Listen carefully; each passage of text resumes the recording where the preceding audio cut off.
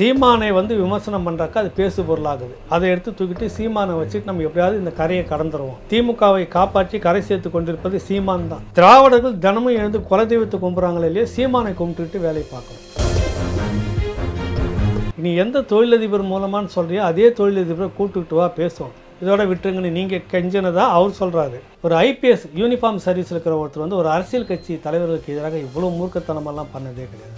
அது ஏதோ இப்போ திமுக அதிமுக எப்படி நேருக்கு நேராக குற்றச்சாட்டை சொல்லிக்கிற மாதிரி நாம் தமிழர் கட்சிக்கு நேர் எதிராக ஒரு கட்சி நடத்திட்டு இருக்கிறார் போல. அப்படியே அவங்க புதருக்குள்ளே இருந்தாலும் இந்த நாய் எதுக்கு உள்ளே பண்ணுவோம் யாருங்க அப்படின்ற கேள்வி இருக்குதா இல்லையா? அதுக்கு எதிராக அந்த பெண் விஷயத்துக்கு உனக்கும் நாளைக்கு இருக்குது, இல்லைன்னா நாளைக்கு கல்யாணம் ஆனால் உனக்கும் பெண் குழந்தை பிறக்கும். அதுக்கு இந்த மாதிரி வரப்ப நீ இப்படி தான் நியாயம் பேசிட்டு உட்காந்துன்னு இருக்கியா? கொத்தடிமை ஆச்சு அதிமுக ஆச்சு. நீங்கள் அதானே சொன்னீங்க, பாஜகவுடைய கொத்தடிமையாக இருக்கிறதுன்னு சொன்னீங்கல்ல, அது இருண்டாச்சு. நாங்கள் வந்தால் விடியல் தருவோம் தானே சொன்னீங்க. வந்த யோக்கியம் நீ இல்லை, இத்தனை பேர் அக்யூஸ்டு எப்போ அவன் வெளியே இருக்கான், நீங்கள் உள்ள தூக்கி போட்டிருக்கணும். இத்தனை வருஷம் நீ வேடிக்கை பார்த்துன்னு இருக்க போய் தானே இன்றைக்கி இந்த உச்சத்தில் வந்து நிற்கிது. அந்த அக்யூஸ்டு உங்கள் சர்க்கிளில் தான் சுற்றிங்கிறான், உங்கள் விஐபிகள் கூட தான் இருந்துட்டு இருக்கிறான். நீங்கள் தான் அவனை கொண்டாடிக்கிட்டு இருந்திருக்கீங்க. மாதிரி மக்களை இன்னும் பைத்தியக்காரன்னு அவங்க நினச்சிட்டு இருக்கிறாங்க. புரியுதில்ல? நீங்கள் வந்து டெல்லி பெரியாரை கண்டாக்க என்னென்னலாம் பண்ணுறீங்க, என்னென்னலாம் கர்ணடிக்கிறீங்க, எப்படியெல்லாம் தூது விட்டு நிற்கிறீங்க, எல்லாம் தெரியாமலாம் இல்லை. அவரோட திருமாவளவன் ஆமாம் இப்படி ஒரு கேள்வி இது வந்துகிட்டே இருக்குது. யார் அந்த சாருன்றது விசாரணை வெளிப்படைத்தன்மையாக வேணும்னு கேட்குறாரு. கூட்டணிக்குள்ளே இருக்கிறவரே கேட்டார்.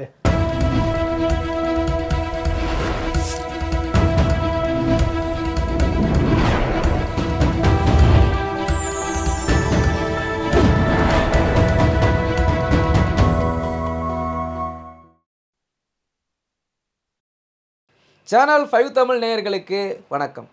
இன்றைய நேர்காணலில் நம்மோடு இணைந்திருப்பவர் மூத்த பத்திரிகையாளர் திரு ஏகலைவன் அவர்கள். வாருங்கள் அவரோடு பேசுவோம். சார் வணக்கம். சார் வணக்கம் அரவிந்த். வணக்கம் சார். இப்போது நாம் தமிழர் கட்சி சீமான் அவர்களை குறித்து ஐபிஎஸ் வருண் அவர்கள் பேசினது பெரிய அளவில் சர்ச்சையாச்சு. அதாவது ஒரு தொழிலதிபர் மூலமாக வந்து என்கிட்ட மன்னிப்பு கேட்க வந்தார் அப்படின்னு சொல்லி அவர் சொல்லியிருந்தார். அதுக்கு ரிப்ளை சொல்கிற மாதிரி சீமானும் பேசியிருந்தார்.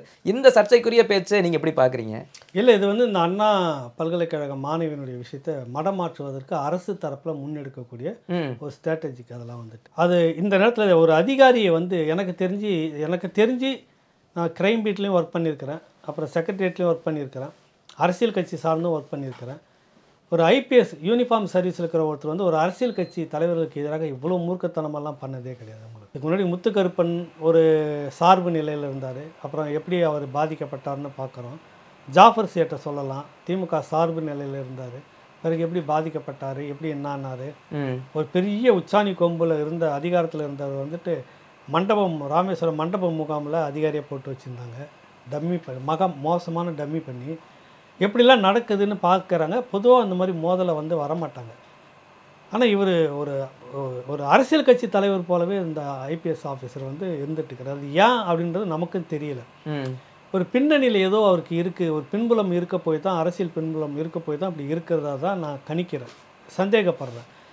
அடுத்தது இவர் வந்து சொல்ல வர அந்த விஷயத்துக்கு எடுத்துகிட்டோன்னே இப்போ அதுதான் ஒட்டுமொத்தமாக ஊடகம் பேசுது. கரெக்டாக அவர் இப்படி சொல்லிட்டாரு, சீமான் மேலே இப்படி சொல்லிட்டாரு. குறிப்பாக அது ஏதோ இப்போ திமுக அதிமுக எப்படி நேருக்கு நேராக குற்றச்சாட்டை சொல்லிக்கிற மாதிரி தமிழ் மாநிலத்தை நாம் தமிழர் கட்சிக்கு நேர் எதிராக ஒரு கட்சி நடத்திட்டு இருக்கிறார் போல இருக்குது. எனக்கு என்னவோ அதான் சந்தேகமாக இருக்குது. அந்த மாதிரி சீமானை வந்து நான் வந்து தண்டனை வாங்கி கொடுக்காமல் ஓய மாட்டேன். இந்த திமுக சொல்லுக்கும், எடப்பாடி நாங்கள் சிறைக்கு அனுப்பாமல் விட மாட்டோம், கொடநாடு விஷயத்தில் பேசிகிட்டு இருந்தாங்க. வந்து 3 வருஷம் ஆச்சு, இது வரைக்கும் அனுப்புனாங்களா எல்லாரும் தெரியல. இப்போ அவர் வந்து சொல்லுவார், ஸ்டாலினை வந்து நாங்கள் ஒழிக்காமல் விட மாட்டோம்னாரு. ஆனாலும் பார்த்தா எதிர்கட்சியாக தான் அரசியல் பண்ணிகிட்டு இருப்பாங்க. அந்த மாதிரி இவர் செய்துட்டு இருக்கிறாரா, அந்தளவுக்கு இவர் வந்துட்டாரா, தான் யூனிஃபார்மில் இருக்கிறோமா இல்லையான்னு தெரியல.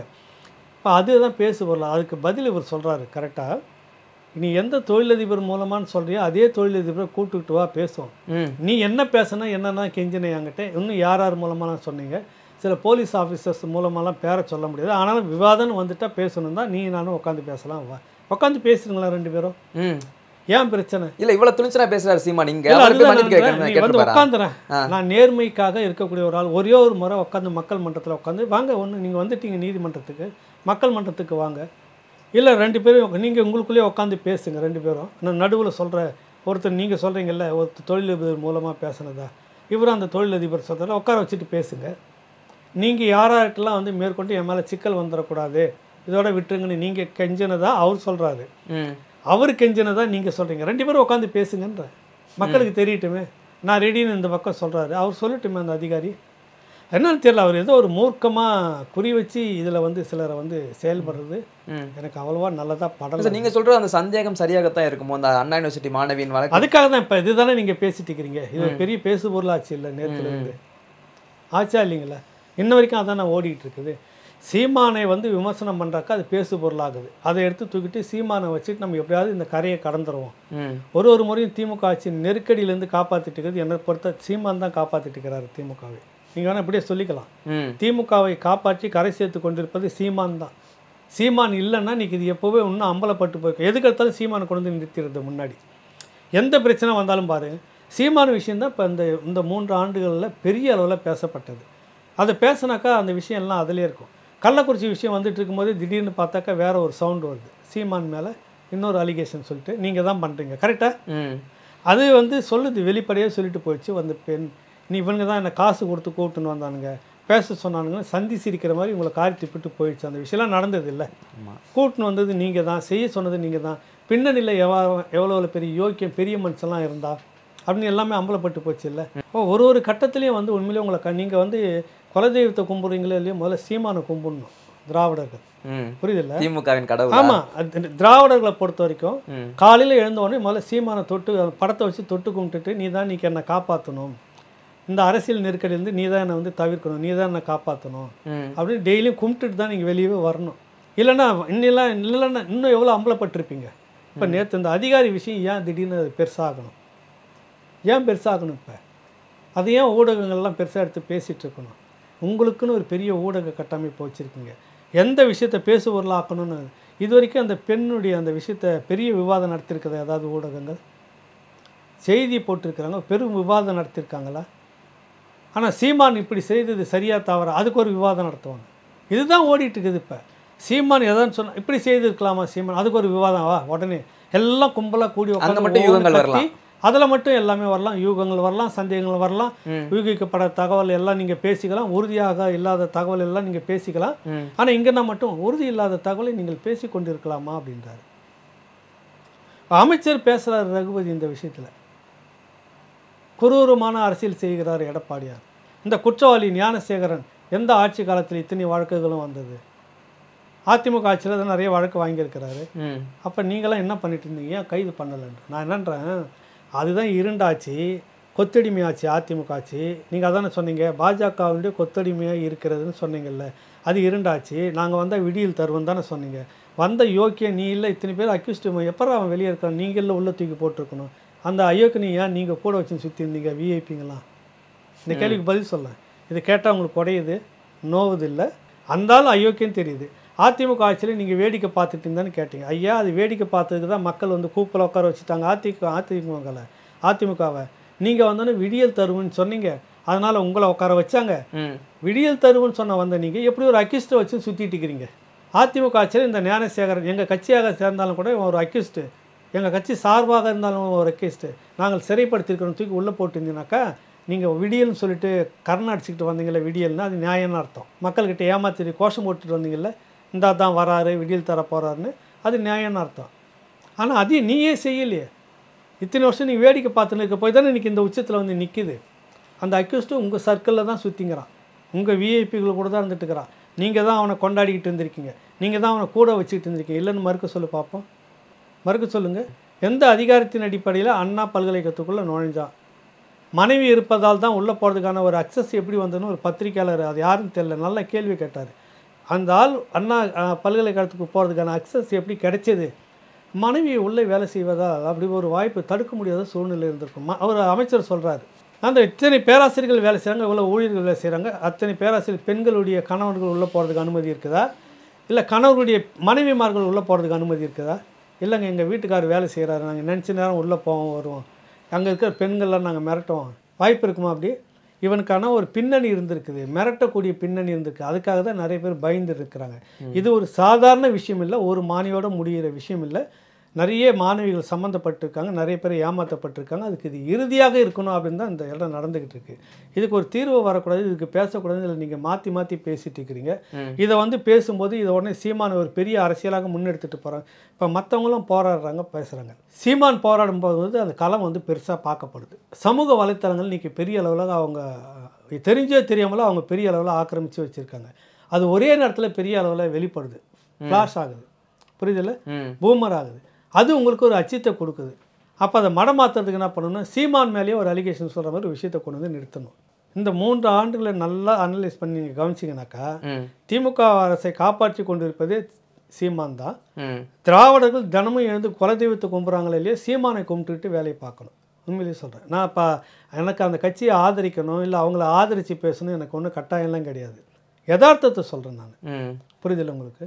இன்றைக்கி அவர் மட்டும் இல்லைன்னா இந்த திமுக ஒன்று அம்பலப்பட்டு நார்னராக கீழ்ச்சி தொங்க போட்டு இருப்பாங்க மக்கள். நீ அப்பப்போ அவர் கொண்டு வந்து நிறுத்திட்டு டைவர்ட் பண்ணிகிட்டே இருக்கீங்க. இப்போ வருண்குமார், சீமான் இதானே கேட்குறீங்க, ஊடகம்லாம் இதானே கேட்குறீங்க.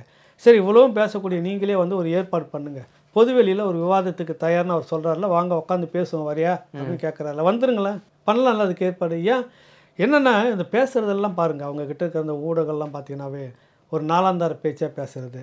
அவன்லாம் எங்கே இருப்பான்னு பார்த்தீங்கன்னா இவங்க மடியில் தான் உட்காந்துருப்பாங்க, திராவிட மடியில். அது குஞ்சு கோழி அப்படின்னு விருதெல்லாம் கொடுத்து உட்கார வச்சு நிற்பாங்க. இந்த கூட்டங்கள்லாம் சேர்ந்து ஒரே கத்துறது, மடம் மாற்றிட்டு போகிறது.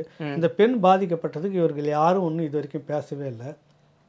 எத்தனை முறை என்னையும் இந்த சமூக வலைத்தளங்களில் வந்து அவதூறாக பேசி எழுதியிருக்கிறாங்க. இதுதான் உங்களால் சாதிக்க முடியுது. அதுக்கு எதிராக இந்த பெண் விஷயத்துக்கு உனக்கும் நாளைக்கு இருக்குது, இல்லைன்னா நாளைக்கு கல்யாணம் ஆனால் உனக்கும் பெண் குழந்தை பிறக்கும்.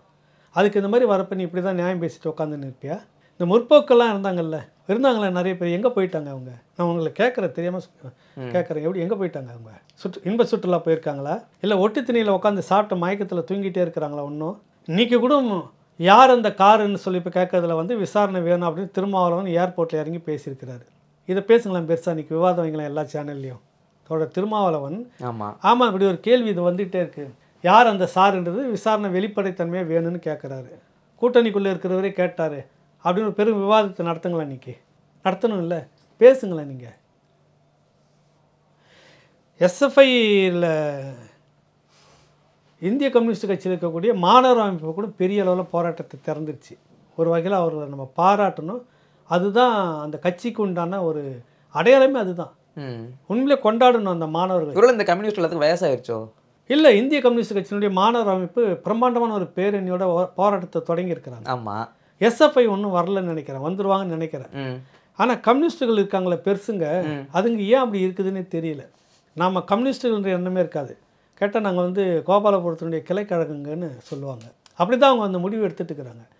இதில் வந்து விசாரணை நடக்கிறது அப்படின்னு சொல்கிறதுக்கு கம்யூனிஸ்ட்டு சொல்லுங்கள். ஒரு இடத்தையே மாற்றிருக்கிறாங்க தான் சொல்கிறாங்க. அப்படியே அவங்க புதருக்குள்ளே இருந்தாலும் இந்த நாய் எதுக்கு உள்ளே போகணுமா, யார் அங்கே அப்படின்ற கேள்வி இருக்குதா இல்லையா? இதெல்லாம் பேசணுமா இல்லையா? நம்ம வக்கீலாக இருக்கட்டும் யார் வேணாலும் பேசணும். முதல்ல கேள்வி நீ கேட்க முடியுமா? அவர்களுடைய விருப்பம் தனியாக பேசுகிறாங்க, அதனுடைய லாபம் நஷ்டம் கஷ்டம் ஏதோ ஒன்று பின்னாடி அவங்க அனுபவிச்சுக்கிறாங்க. அவங்க தனியாக இருக்கிறாங்கன்றதுக்காக வந்து நான் அத்துமீறி நுழைஞ்சி அதில் அவனை விரட்டிட்டு அந்த பொண்ணை நான் செய்கிறதுக்கு எனக்கு என்ன ரைட்ஸ் இருக்குது? அப்புறம் எதுக்கு சட்டம், அப்புறம் எதுக்கு சட்டம் ஒழுங்கு போலீஸு, அப்புறம் எதுக்கு காக்கி சட்டம், அப்புறம் எதுக்கு காவல்துறை, அப்புறம் எதுக்கு அரசு, அப்புறம் எதுக்கு ஒரு மந்திரி, எதுக்கு தனியாக? அங்கங்கே பார்க்குறவங்க அவங்கவுங்களே சரி தவறுன்னு தண்டனை கொடுத்துக்கிட்டா ஒத்துக்கிறீங்களா நீங்கள்? ஒரு பெண், ஒரு சிறை உதவி அதிகாரி, சப்ஜெயிலரு பாலியல் விஷயத்துக்கு என்னை கூப்பிட்றான்னு நடுரோட்டை செருப்பை கட்டி அடிக்குது. அந்த பொண்ணு அதான் செய்ய முடியும், கரெக்டாக? அதுக்கு வந்து அரசு ஊழியரை பணி செய்ய விடாமல் தடுத்தார்கள். ஏன்டா அரசு ஊழியர் லட்சணம் தெரியுதாங்க? அதுக்கெலாம் நீ போவத்தோன மக்களுக்காகவோ நீ அரசு ஊழியருக்காக இருக்கலையே? முதல்ல அதை சொல்லு. வாங்குகிற வரி பணத்தில் நீ மக்களுக்காக வந்து சேவை செய்ய வந்திருக்கிறமா அரசு ஊழியர்? இல்லை நீ அரசுக்கு அந்த அரசுன்றதே யார் முதல்ல? எனக்கு புரியல. அரசு ஊழியரை பணி செய்ய விடாமல் தடுத்தாருன்னா அந்த பொண்ணு மேலே ஒரு வழக்கு போடுறீங்க. எவ்வளோ பெரிய அநீதி அது! என்ன இப்படி செய்தான் இப்படி கூப்பிட்டான்றப்ப அந்த பொண்ணு கோவத்தில் அதான் செய்ய முடியும், செருப்பு கட்டி தான் அடிக்க முடியும். வேறு என்ன பண்ண முடியும்? வேறு என்ன பண்ணுவாங்க? அதை அதுக்கு ஒன்று அரசு ஊழியர் பக்கம் மட்டுமே நீ நிற்கிறதுனாக்கா மக்கள்கிட்ட வரி பணம் வாங்காத, அரசு ஊழியர்கிட்ட மட்டும் சம்பளம் வரியத்தை வாங்கிக்கிட்டு அதை மட்டும் நிர்வாகம் பண்ணிக்கிட்டே உட்காருங்க. ஏன் எனக்கு வந்து நீ மின்சார வரி 2 மடங்கு கட்டணும், எனக்கு எதுக்கு இவ்வளோ வரியை போடணும்? எதுக்கு எடுத்தாலும் ஒரு 18 அங்கே போகுது, 18 இங்கே வருது இல்லை, எல்லாத்தையும் பிரித்து தானே கட்டிங்கிறோம். எதுக்கு நீ வரியை வாங்குற மக்கள்கிட்ட? எதுக்கு வாங்குற? விட்டுறேன். அரசு ஊழியர்கள்கிட்ட மட்டும் நாங்கள் வரியை வாங்கிக்கிறோம், அவங்கள மட்டும் வச்சு நிர்வாகம் பண்ணிக்கிறோம், மக்களுக்கு இனி வரியே கிடையாது, மக்களை நாங்கள் எப்படி வேணாலும் நசுங்குவோம். வச்சு பாரு, வாங்குறது மக்களுடைய வரி பணம், மக்களுடைய சர்வெண்ட்டாக தான் நீங்கள் அரசு ஊழியர் இருக்கிறீங்க. அப்புறம் அந்த அரசு ஊழியர் ஏன் செய்யலைன்னு ஒரு தாசில்தாரை வந்து கேள்வி கேட்குறான், என்னை பணி செய்ய விடாமல் தடுத்தார். முதல்ல இந்த சட்டத்தை திருத்தணும், மாற்றணும். எத்தனையோ சட்ட திருத்தம் வந்திருக்கு. எந்த அடிப்படையில் அரசு ஊழியரை வேலை செய்ய விடாமல் தடுத்தான்னு ஒரு விசாரணை வச்சு கைது பண்ணணும். உண்மையிலேயே அவன் போயிட்டு மாமூலு கேட்டுன்னு தகராறு பண்ணிட்டு உட்காந்துருந்தானா அவனை நீ கைது பண்ணி உள்ளே போடு. நியாயத்தை கேட்க போகிறவன் என்னை வந்து இத்தனை வருஷமாக அலைய விட்டுட்டுக்கிறேன், என்னை இப்படிலாம் பண்ணிட்டு இருக்கிறேன், எனக்கு ஒரு நீதி கிடைக்க மாட்டேங்குது வாங்கிட்டேன்னு கொதிச்சு போய் கேட்டான்னா அவனை உடனே வழக்கு போட்டு உள்ள தள்ளுறது எந்த விதத்தில் நியாயம்? இப்போ அப்படி தான் போயிட்டுருக்குது. கலைஞர் அவர்கள் சொன்னார், இந்த இதயம் வந்து கெட்டு போயிருக்குது, காவல்துறைங்கிறது இதயம் கெட்டு போயிருந்தது. அதிமுக ஆட்சியில் எதிர்க்கட்சியாக இருந்த ஐயா கலைஞர் சொன்னார். இப்பொழுது முதலமைச்சராக இருக்கக்கூடிய அவருடைய தந்தையார் இப்போ அப்படியே எடுத்து கலைஞர் மீண்டும் அவருடைய ஆவி வந்து பேசுது. கலைஞருடைய ஆவி, காவல்துறையிலே இந்த இதயம் கெட்டு போயிருக்கிறது, ஈரல் கெட்டு போயிருக்கிறது.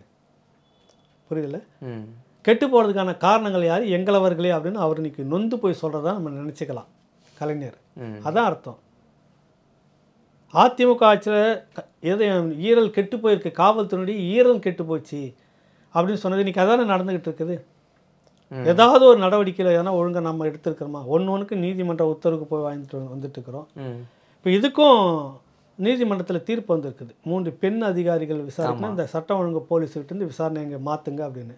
இதுக்கு எதிர்த்து அந்த 25 லட்ச ரூபா பாதிக்கப்பட்ட பெண்ணுக்கு கொடுத்தாகணும், காவல்துறை கமிஷனர் மேலே நடவடிக்கை எடுக்கணும்னு சொன்னது. இதெல்லாம் எதிர்த்து உச்சநீதிமன்றத்துக்கு போகிறதா தகவல்.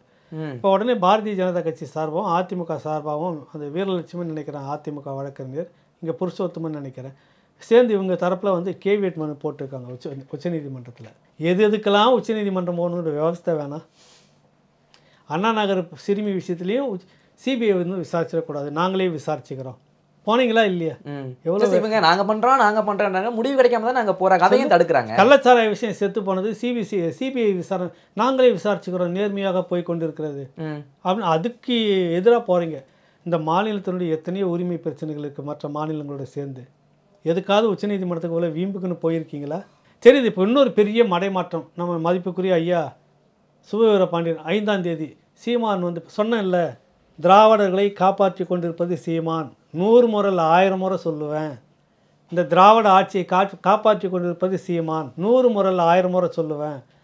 பெரியாரை கொச்சைப்படுத்தி பேசிவிட்டார் சீமான், 5ஆம் தேதி நான் அன்று பார்த்து கொள்கிறேன் அப்படின்னு கச்சை கட்டி மீசெல்லாம் முறுக்கிட்டு வேஷம் கட்டிட்டு இப்போ நிற்கிறாரு.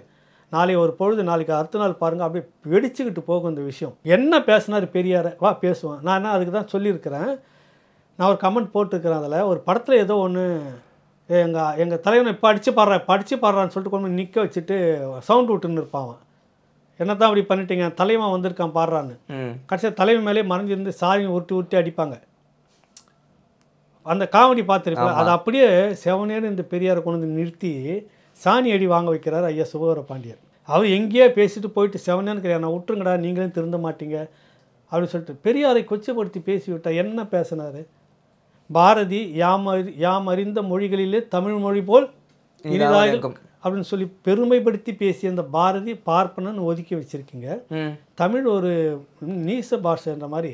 தமிழில் என்ன இருக்குது? மலம். அது திருக்குறள்னா பெரிய திருக்குறள் என்ன அவங்க தமிழ்னு பேசிக்கிறாங்க, தமிழ் என்ன இருக்குது? இப்படிலாம் கொச்சைப்படுத்தி பேசின ஒரு மனுஷன் எங்களுக்கு தந்தை. யாருக்கு தந்தை கேட்டாரா? தான் கேட்டார். தமிழுக்கு விரோதமாக இருந்த காலம் முழுக்கும் தமிழ் மாநில பிரிப்பில் விரோதமாக இருந்தார். தமிழ்நாடு தமிழ் இருக்கேன்றதுலையும் விரோதமாக போயிட்டார். தமிழ் மொழி மேலே விரோதமாக பேசியிருக்கிறார். தமிழனை கொச்சைப்படுத்தி பேசியிருக்கிறார். இவன் எனக்கு தந்தை. இந்த தமிழ் மண்ணையும் இந்த மக்களையும் நேசித்து பாடிய பாரதி இந்த இனத்துக்கு விரோதிய பார்ப்பனன். இதுதான் பேசினார்.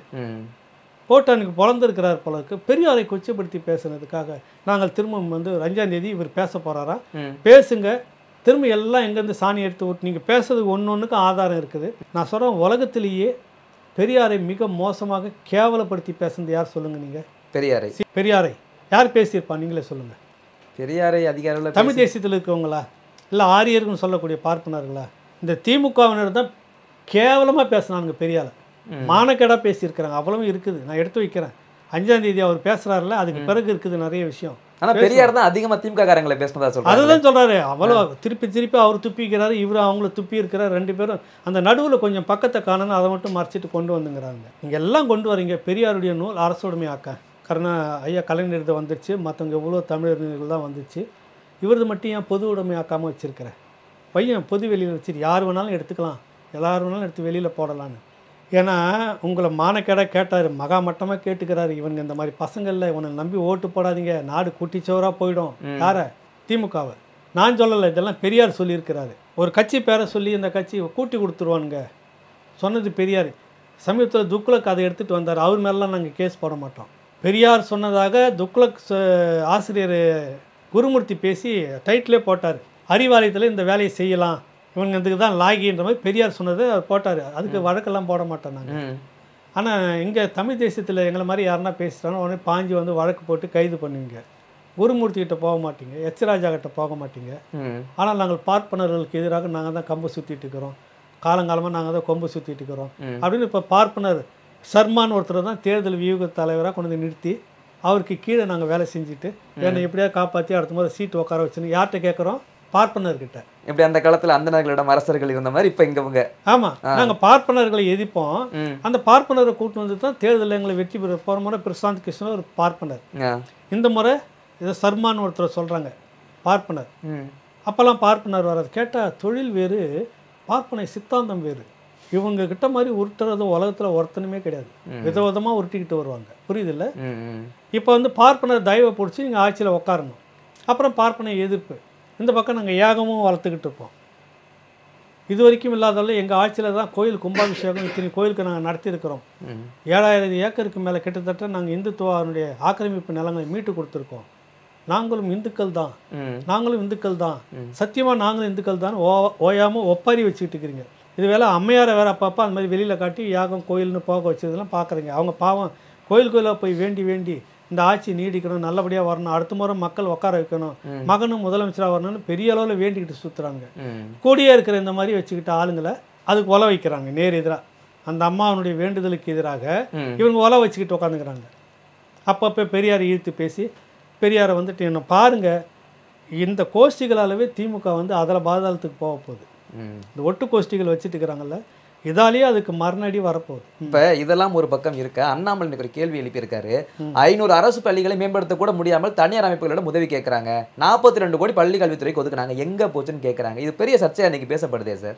அதெல்லாம் வந்து நீங்கள் வெளியில் பேசுகிறக்கூடாது. இதெல்லாம் வந்து பேசினா மக்கள் தெரிஞ்சிருவாங்க, படிச்சுக்கிட்டு இருப்பாங்க. நீங்கள் வேறு எதனா ஒரு விஷயத்தை எடுத்துகிட்டு சீரியல் விஷயத்தில் இதை வந்து காணாமல் போயிட்டான்னு சொல்லி அதை பேசலாம், விவாதமாக்கலாம். அண்ணாமலைக்கெல்லாம் நாங்கள் பதில் சொல்ல முடியாதுன்னு ஒருத்தர் பதில் சொல்லலாம். அப்புறம் கேட்டால் யார் தானே, நாங்கள் வந்து பில்கேட்ஸுக்கு மட்டும்தான் பதில் சொல்லுவோம். நாங்கள் யாரு கேளு, சீமானுக்கெல்லாம் பதில் சொல்ல மாட்டோம், அதிமுகவுக்கெல்லாம் பதில் சொல்ல மாட்டோம், அண்ணாமலைக்கெல்லாம் பதில் சொல்ல மாட்டோம். அடிக்கடி இந்த மாதிரி கோபாலபுரம் கூட்டம் அப்படி பேசிக்கிட்டே இருக்கோம். யாருக்கு தானே பதில் சொல்லுவீங்கன்னு நான் கேட்குறேன். இல்லை உங்களுக்கு நவீன வெண்தாடி பெரியார் ஒருத்தர் இருக்கிறார், அவருக்கு பதில் சொல்லுவீங்களா? நவீன பெரியார் உங்களுக்கு ஒருத்தர் கண்டுபிடிச்சி நீங்கள் வச்சுருக்கீங்க, தெரியுமா உங்களுக்கு? அது கதை தெரியுமா? அது யார் சார்? மோடி தான் அவருடைய பெரியார். இப்போ நவீன பெரியார். ஆமாம், வெள்ளைக்கொடியோட போய் நிற்பாங்க. எதிர்கட்சியாக இருக்கிறவருக்கு கருப்பு கொடை பிடிச்சிட்டு இருப்பாங்க. அதிகாரத்துக்கிட்ட வந்து டே கருப்பு கொடையெல்லாம் மறிச்சிரு, கருப்பு பலூனே விற்கக்கூடாதுலாம் சொன்னானுங்க. அந்த கேலி கூத்துலாம் நடந்தது, தெரியுமா உங்களுக்கு? உங்கள் ஆட்சிக்கு வந்தது. ஆமாம், கருப்பை கண்ணில் காட்டிடாத பிரதமராக மோடி. அவர் பெரியாருப்பா, பெரியாரின் அவதாரம் மோடி. சத்தியமாக நான் சொல்கிறேன், பெரியாருடைய அவதாரம். வெள்ளை கொடை மட்டும் கண்ணில் காட்டுங்க, வேறு எதையும் காட்டிடாதீங்க. துணிஞ்சு மானத்தோட ஒருத்தர் 2 பேர் கருப்பு கொடியை பிடிச்சானா அவனை கைது பண்ணி உள்ளே வச்சிருது. யார் ஆட்சியில்? இதெல்லாம் சொன்னோம்னா இன்னும் அசிங்கமாக போகும். இவங்கெல்லாம் வந்துட்டு வெளியில் வந்து நாங்கள் வந்து இப்படி சொல்கிறோம். சுத்த சர்வாதிகாரத்தனம், இது சுத்த பாசிஸ்ட்னு சொல்லுவாங்களா, அது இப்போ தான் நடந்துக்கிட்டு இருக்கு. ஜனநாயகத்துக்கான ஒரு போராட்டத்தை திறக்கக்கூடாது அப்படின்னு சொல்லும்போது அது என்னவா வெடிக்கின்றது உங்கள் பார்வைக்கே விட்டுறாங்க, புரியுதில்ல? நேர்மை கொஞ்சம் கூட இல்லாமல், நீதியை கொஞ்சம் கூட பார்க்காம, அநீதியின் மீதே ஒரு ஆட்சியை நீங்கள் கட்டமைத்து கொண்டே இருக்க முடியும் அப்படின்னு நினச்சிக்கிட்டிங்கனாக்கா காலம் முழுக்க உங்களுக்கு பெரியார் கை கொடுத்து கொண்டே இருக்க மாட்டார். நான் சொல்கிறது டெல்லி பெரியாரும், புரியுதில்ல? அதானியில் 2 அதானி இருக்கிறாங்க, தெரியுமா உங்களுக்கு? அதானியில் 2 அதானி. ஒன்று ஊழல் பேர் வழி அதானி, அது வந்து மோடிக்கு ஆதரவாக இருக்கக்கூடிய அதானி. சரி, அவரை தான் எதிர்ப்போம். அதே அதானி இங்கே தமிழ்நாட்டுக்குள்ளே வந்து 45,000 கோடிக்கு ப்ராஜெக்ட் போட்டு உங்களுக்கு கொடுத்துட்டாருனாக்கா, இந்த அதானி நாங்கள் ரகசியமாக, இவர் நல்ல அதானி. அது அம்பானியில் 2 அம்பானி தெரியும், அதானியில் 2 அதானியா? 2 அதானி, நல்ல அதானி கெட்ட அதானி. ஒன்று எம்ஜிஆர் அதானி, ஒன்று நம்பியார் அதானின்ற மாதிரி. அவர் மோடி கூட இருக்கிற அதானியை நாங்கள் எதிர்ப்போம். எங்கள் கூட இருக்கிற அதானியை நாங்கள் ரகசியமாக சந்திச்சுக்குவோம், புரியுதுல? ம். அந்த மாதிரி பெரியாரில் வந்து 2 பெரியார் இருக்கிறார். ஒன்று டெல்லி பெரியார், ஒன்று இவர்களுடைய தந்தை பெரியார். இப்போ தந்தை பெரியாரை கூட அவங்க கண்டுக்காம தூக்கி போட்டுருவாங்க. டெல்லி பெரியாரை வந்து அந்த மாதிரிலாம் தூக்கி போட மாட்டாங்க. ஒரு படத்தை சொல்லுவாங்களா சார், இன்னுமா என்ன பைத்தியக்காரனா நினைச்சுக்கிட்டு இருக்கு, அந்த மாதிரிலாம் இருக்குது. மக்களை இன்னும் பைத்தியக்காரன்னு அவங்க நினச்சிட்டு இருக்கிறாங்க, புரியுதுல? நீங்கள் வந்து டெல்லி பெரியாரை கண்டாக்க என்னென்னலாம் பண்ணுறீங்க, என்னென்னலாம் கரணடிக்கிறீங்க, எப்படியெல்லாம் தூது விட்டு நிற்கிறீங்க, எல்லாம் தெரியாமலாம் இல்லை. இன்னும் நாங்கள் இன்னுமாடா நம்புகிறோம் அப்படின்னு இந்த மக்களை நீங்கள் வந்து ஏமாத்திட்டு இருக்கிறீங்கல்ல. எல்லாம் ஒரு விஷயத்துக்கு வரப்போகுது, கூடி சீக்கிரம் வரும், பார்ப்போம். உங்களுடைய பல்வேறு கேள்விகளுக்கு உங்கள் நேரத்தை ஒதுக்கி பதில் தம்பிக்கு ரொம்ப நன்றி. தொடர்ந்து பேசுவோம். வணக்கம்.